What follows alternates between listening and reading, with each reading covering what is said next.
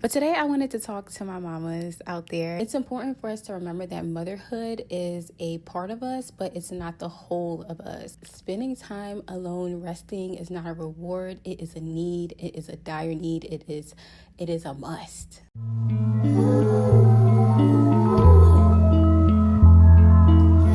Shout out to my kings too, but this is for the queens. I am currently on a solo vacation in LA, semi-solo, a few days by myself and a few days with one of my girlfriends, Stephanie. But today I wanted to talk to my mamas out there. And if you're not a mama and you still feel like you have a lot of responsibilities, you're burnt out, you're not spending time alone, this is for you. First and foremost, for my mamas, I want us to understand that we are more than moms. We were people before we were moms, right? I oftentimes see people get lost in motherhood to the point where they cannot take a shower on their own. And we don't want to move in the sense of like just being able to eat a meal is our rest, right? It's important for us to remember that motherhood is a part of us, but it's not the whole of us. We have our own likes and dislikes and we should have our own hobbies and things that we love, right? That's outside of anyone else. And oftentimes we can forget that. And I must say, during my first few years of motherhood, during my first few months of motherhood, it was definitely an adjustment. I wasn't really doing things that I used to love, such as creating content. That's why I disappeared for a while. So it makes sense. It's really normal for it to happen. But once you realize it's happening, you need to take hold of it and make a change so that you are able to continue to be your true self. I think that's really, really important because we don't want our worth to come from giving to others, right? We're worthy regardless of that. We don't want to get stuck in the routines and obligations of caregiving without really pouring back into ourselves. You can't pour from an empty cup. You need to be full before you can pour anything else into anyone else's cup. I'm going to be referencing the Black Girls for Therapy podcast. That podcast is really, really great if you are a Black girl, if you're not a Black girl, but it is specifically tailored for us. That episode specifically was about being alone, being okay with being alone. So I'm going to reference that. In that podcast, she did mention a lot about spending time alone, being able to reconnect with yourself, your thoughts, your dreams, your desires. When we always have things going on, it's really hard for us to be with our thoughts, to understand what it is that we like, what it is that we want. So that time alone, whether it is during your child's nap time, right? So things that are accessible, right? During your child's nap time, when they go to bed at night, having a night routine that you really can look forward to, that you love, all of those things are super important. When we're constantly giving, we forget to ask, what do I need? What is going to make my day better? How can I get joy out of this situation? I am reading a book called Everyday Magic. I think it's the perfect example of being able to find meaning, consistency, joy, and just like livelihood out of your life without it feeling too mundane. We want to find that mental clarity and give ourselves time to be able to do that. That makes me jump into trying new and creative things. It's really important for us to rediscover ourselves. I just started a series called The Rediscovery Diaries at the beginning of this year. I haven't been too consistent with it, but I will be hopefully picking it back up very soon. But it's basically rediscovering what it is that we like what kind of activities do we like. I personally have really been loving pottery. That has been really nice, like the hands-on creativeness of it. I've really loved, anything that might be active. So like tennis, equestrian, swimming, those are all things that I would be interested in doing. What are some activities that you would like to start this year? It's the middle of the year. It's not too late to have your goals and your resolutions. So comment down below some of the things that you want to get into this year that is just for you. You're not recording it for content. You're not, really doing it with anyone else. It's just something that you want to do for yourself.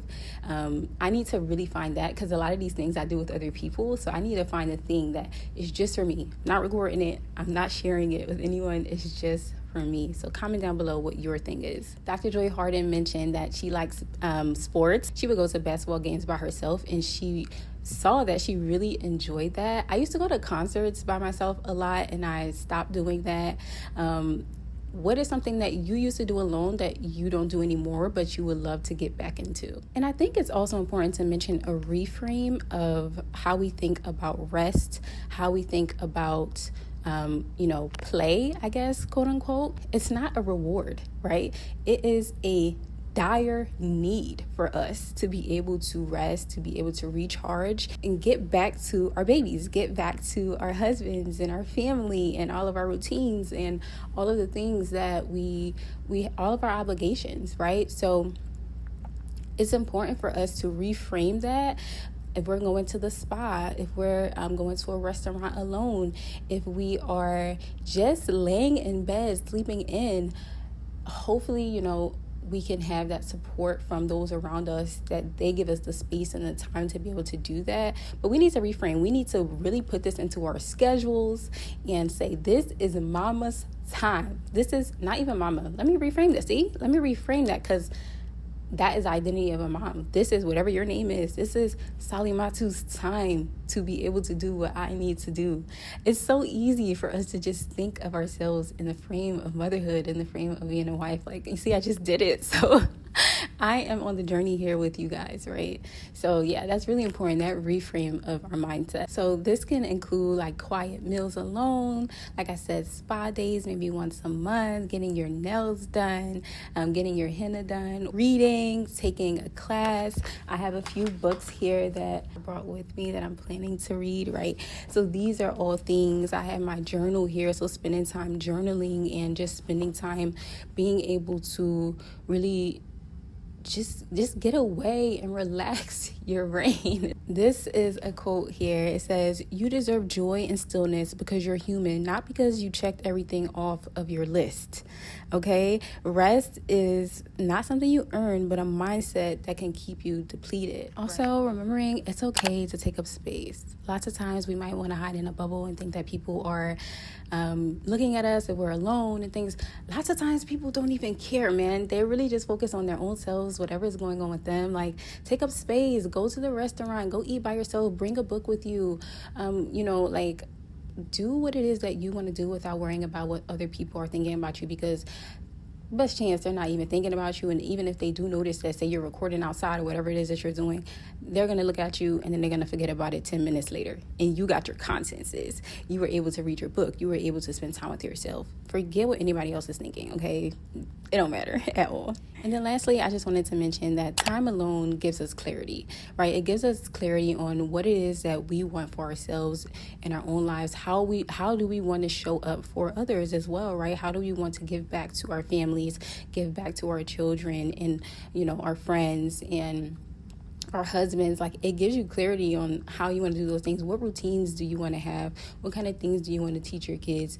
Having time to be able to sit in that and be intentional is super, super important. And when the noise quiets down, you're able to hear your intuition a lot better, that gut feeling. Listen to it, right? Oftentimes I try to push my gut feeling away and I regret it every time, y'all, every time. So that time away really gives you that mental clarity. So Dr. Joy described how solitude builds distress tolerance as well, and that can help you navigate hard emotions when they do come up, because you don't have a whole bunch of distractions distracting you for what it is that is causing you distress. So it builds up your tolerance a bit. So that's also a point to note there. So like I said, the more time that you spend alone, the more time that you have to be able to show up for others and be able to bring joy and livelihood and not be burnt out, right? Just like be able to show up for your family, for your friends, for your relationships.